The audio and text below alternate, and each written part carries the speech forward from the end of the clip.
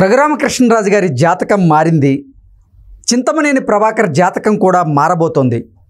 ఇప్పటికే టీడీపీ నలుగురు అభ్యర్థుల్ని మార్చినటువంటి నేపథ్యంలో మరికొంతమందిని కూడా మార్చబోతున్నారు అంటూ ఒక వార్త సోషల్ మీడియా వేదికగా చక్కర్లు కొడుతున్నటువంటి నేపథ్యంలో అసలు టీడీపీలో అభ్యర్థుల మార్పు ఎందుకు చేస్తున్నారు, ఏ అభ్యర్థులను మార్చే అవకాశం ఉంది అనే అంశాలకు సంబంధించి మనతో మాట్లాడేందుకు ప్రముఖ రాజకీయ విశ్లేషకులు, ప్రముఖ సీనియర్ జర్నలిస్ట్ సిఎస్ రావు గారు మనతో ఉన్నారు. సార్తో మాట్లాడదు. సార్ నమస్తే. సార్ నమస్తే. రఘురామకృష్ణరాజు గారి జాతకం మారిపోయింది. ఉండి నుంచి టీడీపీ అభ్యర్థిగా ఆయన్ని ప్రకటించేశారు. దిందులూరు నుంచి చింతమనేని ప్రభాకర్ గారి జాతకం కూడా మారబోతోంది.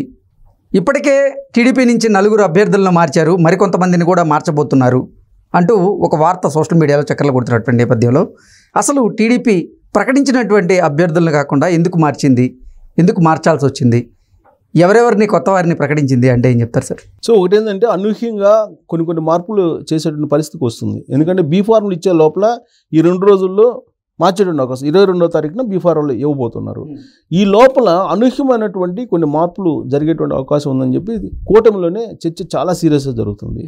దాంట్లో ఎవరు ఊహించినటువంటి స్థానాలు మారేటువంటి అవకాశం. కారణం ఏంటంటే చంద్రబాబు నాయుడు ఎప్పుడో చెప్పారు, అభ్యర్థులు ప్రకటించినప్పుడే చెప్పారు, మీకు అవకాశం ఇస్తున్నాను, మీరు కనుక గ్రౌండ్ లెవెల్లో ప్రచారంలో వేగంగా వెళ్ళటం, లేదంటే ప్రత్యర్థుల్ని ఓడించే స్థాయిలో కనుక మీరు వెళ్ళకపోతే చివరి నిమిషాలనే నేను మార్చేస్తానని చెప్పి చాలా క్లియర్గా చెప్పాడు చంద్రబాబు నాయుడు. దాంతోపాటు సీట్ల సర్దుబాటు విషయంలో జనసేనకి, బీజేపీకి, తెలుగుదేశం పార్టీకి మధ్య కొన్ని అభిప్రాయ భేదాలు రావడంతో మార్చాల్సినటువంటి అనివార్య పరిస్థితి ఏర్పడింది.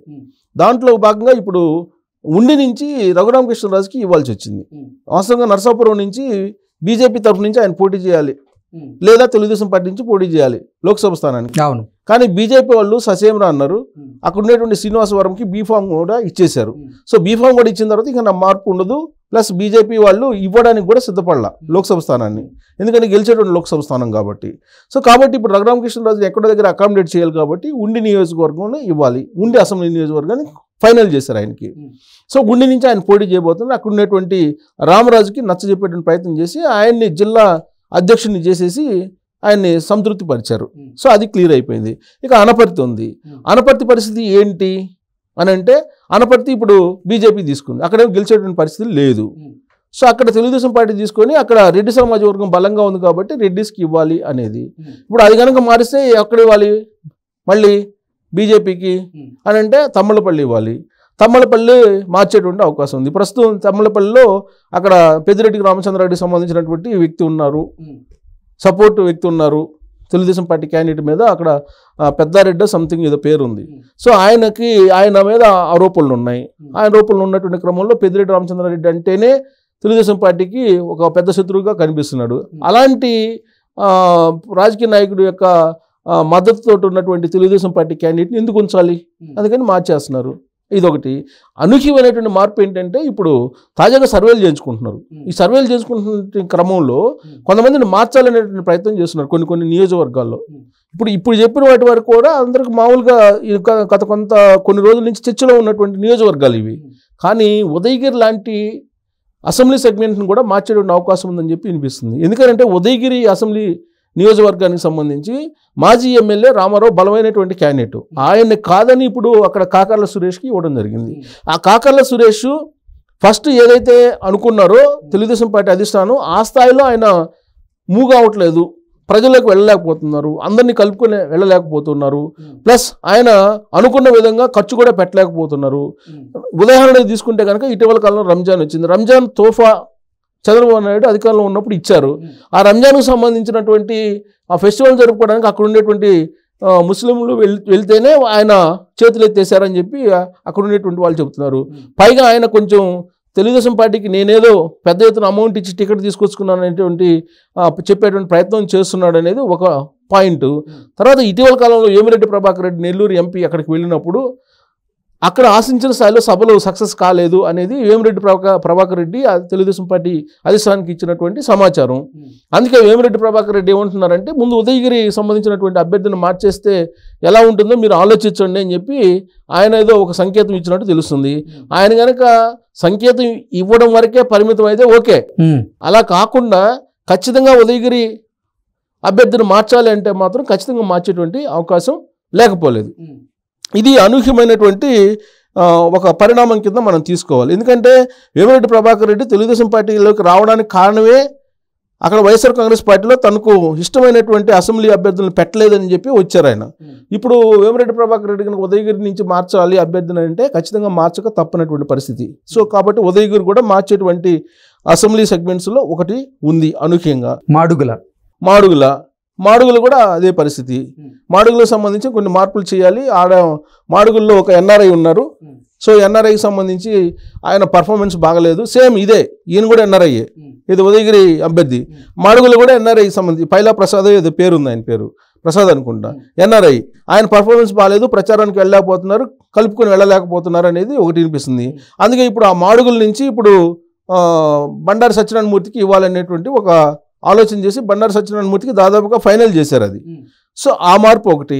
ఇక మడకసిరి వచ్చేసేటప్పటికి అక్కడ ఉండేటువంటి అభ్యర్థి వెనకబడిపోతున్నారు. ప్లస్ ఇంకోటి అక్కడ ఉండేటువంటి తిప్పేస్వామి వ్యతిరేకిస్తున్నాడు ఉండేటువంటి క్యాండిడేట్ని. కాబట్టి అక్కడ మార్చేసి అక్కడ ఎంఎస్ రాజు ఆయన్ని కొంచెం ఇప్పుడు లోకేష్ టీంలో ఉన్నారు, ప్లస్ యాక్టివ్గా ఉంటారు. సో ఎంఎస్ రాజుకి ఇవ్వాలనేటువంటి ఒక నిర్ణయం తీసుకున్నారు. వీటితో పాటు కడప జిల్లా కమలాపురంలో కూడా మార్పు చేయాలి, అక్కడ అభ్యర్థి వెనకబడి ఉన్నాడు అనేది ఒకటి వినిపిస్తుంది. ఇక వెంకటగిరి తిరుపతి ఇక్కడ ఇన్ఛార్జీలకు బదులుగా వాళ్ళ పిల్లలకి ఇవ్వడం జరిగింది.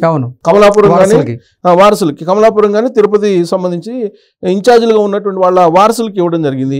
వాళ్ళ వారసుల పర్ఫార్మెన్స్ బాగలేదు కాబట్టి ఇన్ఛార్జీలుగా ఉన్నటువంటి వీళ్ళనే పోటీలోకి దింపాలి, ఆ మార్పులు చేయాలి అనేటువంటి ఒక అభిప్రాయాన్ని వ్యక్తం చేస్తున్నారు. ఇవి కాకుండా ఇప్పుడు ఆల్రెడీ రాజకీయ వ్యూహకర్తలు ఉన్నారు, వాళ్ళు కొన్ని సూచించారు కొన్ని మార్పులు. దాదాపుగా 10 నుంచి 13 స్థానాల వరకు మార్పులు చేయాల్సి వస్తుంది అనేది ఒకటి చెప్తున్నారు వాళ్ళు. బట్ అన్ని కాకపోయినప్పటికీ ఇవి ఇంతవరకు మాత్రం 7-8 స్థానాల్లో చేసేటువంటి అవకాశం ఉంది. బీఫార్మ్ ఇచ్చే టైంకి డెఫినెట్గా ఈ మార్పులు ఉండేటువంటి అవకాశం ఉంది. చంద్రబాబు నాయుడు ఆ రోజే చెప్పారు. అందుకే అభ్యర్థులు యాక్టివ్గా ప్రచారం చేస్తే ఈ పరిస్థితి ఉండేది కాదు. అభ్యర్థులు ప్రకటించిన తర్వాత గ్రాఫ్ పెరగాలి, కూటమి గ్రాఫ్, కానీ కూటమి గ్రాఫ్ పెరగబడడానికి కారణం ఏంటంటే ఈ 10-13 చోట్ల అభ్యర్థుల విషయంలో కొంత బూమరాంగ్ అయింది. సో కాబట్టి దాన్ని సరిచేసుకునేటువంటి ప్రయత్నం చంద్రబాబు నాయుడు చేస్తున్నారు. దాంట్లో భాగంగా ఉదయగిరి, మాడుగుల, మడకసిరి, తర్వాత కడప, తిరుపతి వీటి స్థానాల్లో కొన్ని మార్పులు, స్వల్ప మార్పులు చేసి ఉండి ఆల్రెడీ ఇచ్చేశారు. సో తర్వాత అనపర్తి అక్కడ మార్చేటువంటి అవకాశం ఉందని చెప్పి చెబుతున్నారు. సో మొత్తం మీద ఒక 8 నుంచి 10 స్థానాలు అయితే ఖచ్చితంగా మార్చేటువంటి అవకాశం ఉంది. అలా మారిస్తేనే అనుకున్నటువంటి విధంగా వైనాట్ 160 అనేది టార్గెట్ కదా. సరే వైనాట్ 160 కాకుండా వైనాట్ 140 అయినా వచ్చేటువంటి అవకాశం ఉంది. అలా కాకుండా ఎన్ఆర్ఐలు అని చెప్పి ఇచ్చారు, ఇప్పుడు మారుస్తున్నారు. యాక్చువల్గా ఎన్ఆర్ఐలు అని చెప్పి ఇచ్చారు వాళ్ళకి, కానీ ఇప్పుడు పరిస్థితి లేదు. ఉదయగిరి యాక్చువల్గా మొదట అక్కడ గెలిచేటువంటి పరిస్థితి ఉండేది సర్వేలో. ఇప్పుడు సర్వేలో చూస్తే కనుక వైఎస్ఆర్ కాంగ్రెస్ పార్టీకి అనుకూలంగా ఉంది. ఇప్పుడు వైఎస్ఆర్ కాంగ్రెస్ పార్టీ ప్లస్లో ఉంది.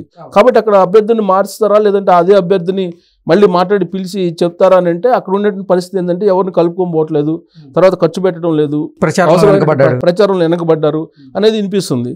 మరి అది సరి చేసుకునే పరిస్థితి ఉందా లేదంటే అతను మార్చేస్తారా సడన్గా అనేది చూడాలి, వెయిట్ చేయాలి.